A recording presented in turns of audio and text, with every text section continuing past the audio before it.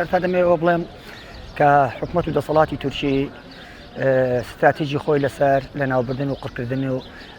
نەتەوەی کورد و گەلانی ناوچەکەدا ڕشتووە ئەوەشی زۆرجار بەڕوونی و بە ئاشکرا بە لە سەر ئاستی دنیادا ڕاگەیاندووە و درێخیشی نەکردووە بۆەوە لە قڕکردن و لە ناوبردن و ژینۆسایدکردن و ئەوەی کە بینیشمان مەسەڵەن چۆن ئەرمەنەکانی لە سەرەتای سەدەی 20 لە تورکیا جینۆساید کردووە و قەتڵ و عامی گەلانی ناوچەکە بە کورد و هەموو عەرەب و ئەوانە کە لە ناوچەکەدا بوونیان هەیە هەوڵی داوە هەم خاکەکەیان هەم ئابوورەکەیان بخاتە ژێر دەسەڵاتی خۆی بۆ ئەمە بەستەش لە هیچ کارێکی قێزەون و ناشرن درێخی نەکردووە و نەرمینە نواندووە لە بەرامبەرەوەنەدا. لە ئێستاشدا کە دەبینین حکوومەتی تورکیا لە هەلومەرجی دۆخێکی ئابووری خراپ و لەسەر ئاستی ناوخۆدا و لەسەر ئاستی دەرەوەدا تا ڕادەیەک تووشی ئینزالێک بووە بۆیە دەبینین هەروە ئەو شکستە زۆر بە زۆرانەی کە لە لیبیا و لە سووریا ڕوبەڕووی بۆتەوە ڕەنگە لە پێشداندا هەندێک دەستکەوتی هەبوو بێ بەهۆی ئەو گەمەیەکە لە نێوان ڕووسەکان و ئەمریکادا لە ناوچەکە کردوێتی بەڵام ئێستا دەستی کەشف بووە و ناتوانێت هیچی دیکە یاری بە چارەنووسی گەلانی ناوچەکە بکات لە سووریا و لە لیبیادا بۆیە تاکە شوێنێک کە بەدەستی و ماوە باشووری کوردستانە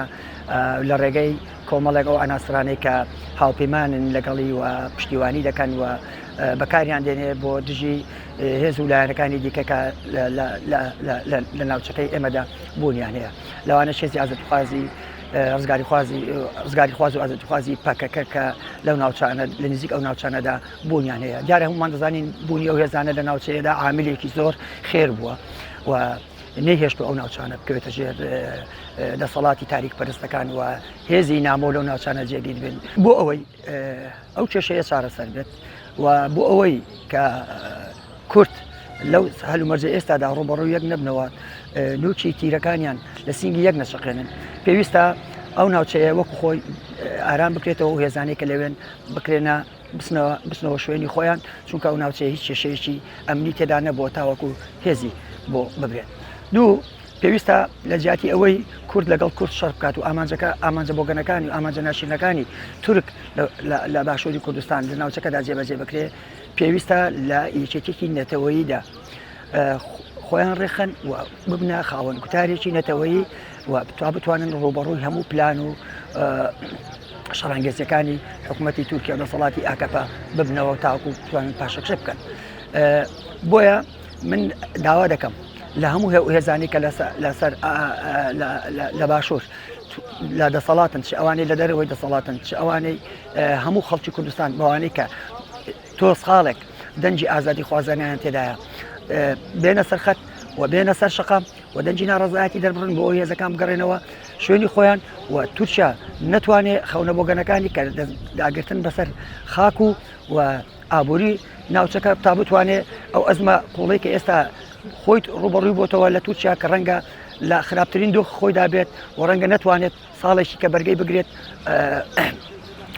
ئەو دەسەڵاتە بڕوخێت بۆیە ئەوەی کە لەسەر ئێمە پێویستە نزیک بین لە یەک و دەستی هاوکاری و دەستی برایەتی دەستی مرۆڤایەتی بۆ یەک درێژ بکەین پشتیوانی یەک بین تا بتوانین بەسەر ئەو پلانانە دەزاڵ بین و بتوانین بە مافاکانی خۆمان لە ڕووی ئازادی چ لە ڕووی کەرامەت چ لە ڕووی ژیانەوە جارێککە بەدەست بێنینەوە. بەڵێ خۆی لە ڕاستیدا لە ئێستادا بە تایبەت بەهۆی ئەو نەخۆشیە کوشندەیە کە سەرانسەری جیهانی گرتوێتەوە زۆربەی زۆری وڵاتان خەریکە لەسەر ئاستی عالەم یەک جۆر لە سیاست پەیڕەو دەکەن بۆ ئەوەی بەرەنگاری ئەو نەخۆشیە و دۆخەنە هەموارە بنەوە بە جۆرێک لە جۆرەکان نەخۆشیەکە بۆتە هۆی ئەوەی کە لە زۆربەی وڵاتان سەرجەم سێکتەرەکانی ژیان وەستاون هەموو هەوڵەکان بۆ بەرەنگاربوونەوەی ئەو نەخۆشیە پەیڕەوکراون بەڵام بەداخەوە لە کوردستاندا نەکەر ئەو هاوکاری هەماهەنگیان نییە بەڵکو بە جۆرێک لە جۆرەکان دەکرێت بڵێن نەخۆشیەکە بەکارهێنراوە بۆ ئەوەی کە بە جۆرێک لە جۆرەکان بە سیاسی بکرێت و هەندێک گرژی و ناکۆچی لە نێوان هێزە سیاسیەکاندا کە پێشترش بوونیان هەیە لە ئێستادا تۆختر و فراوانتر بکرێن لە ناویشیاندا هێنانی ئەو هێزانە بۆ سەر زینوی ئەستێرەوەکان یاخود زینی وەرتە یاخود ئەو شوێنە استراتیژیا ئەمە بەشێکە لەو دابشکاریانە بەشێکە لە فراوانتر بوونەوەی ئەو درژ و ناکۆچانەی کە لە نێوان و هێزانەدا هەیە لە ڕاستیدا ئەو ناوچەیە کە ئێستا و هێزانێ بۆ هێنراون لە بنەڕەتدا شوێنێکی گەشتیاریە شوێنێکی استراتیژیە بۆ ئەوەی کە خەڵک لە هەر چوار وەرزی ساڵدا هەتا لە زستانانیشدا بۆ شەڕەتۆپەڵ و بۆ لایانی گەشتیاری ڕوتێ دەکەنەوە بە تایبەتر لە ئێستادا کە وەرزی بەهارە خەڵکێکی زۆر بۆ مەبەستی گژوجیا چێویەکان یاخود بۆ بەسەبردننی کاتێکی خۆش یاخود بۆ چوونە دەرەوە لە ماڵەوە و بەهۆی وەستانی دەوام و ئەو نەخۆشەی کە هەیە بۆی کە بە جۆرێک لە جۆرەکان کاتێکی خۆش بەسەبەرن ڕوو دەکەن ئەو ناوچەیە بەڵام هێنانی ئەو هێزانەوای کردووە کە هەم ئەو گەشت و گوزارەی لە خەڵک تێکداوە هەمیش بە جۆرێک لە جۆرەکان مەترسی فیزیکی و دەرونی لە لای خەڵکی ناوچەکەەوە هەتا لەسەر هەموو ئەو گەشتیارانە دروست کردووە کە لەو ڕێگایدا تێپەڕ دەبن. ئەمە بۆ خۆی سەلمێنەری ئەوەیە کە بەڕاستی بوونی ئەو هێزانە لەو ناوچەیە بە هیچ شێوەیە خزمەتی هیچ تاکێکی هەرێمی کوردستان یاخود هیچ تاکێکی کوردی ناکا بەڵکو جگە لە زەرە جگە لە زیان هیچ کێشی دیکەنیە لەبەرەوە داواکاری خەڵکی سەرەکی ناوچەکە بە هەردوو دیوە ئەوەیە کە ئەو هێزانە هەریەکەیان بگەڕێتەوە شوێنی خۆیان و ڕێگە بدەن کە خەڵک بۆ مەسلەی گەشتیاری یاخود بۆ ئەو مەبەستانێکە خۆیان دەوێت سەردانی ئەو ناوچانە بکەن و لە بری ئەوەی کە هێز بهێنرێتە ناو جەرگەی خاشی باشووری کوردستان یاخود ناوچە گەشتیارەکان پێویستە و هێزانە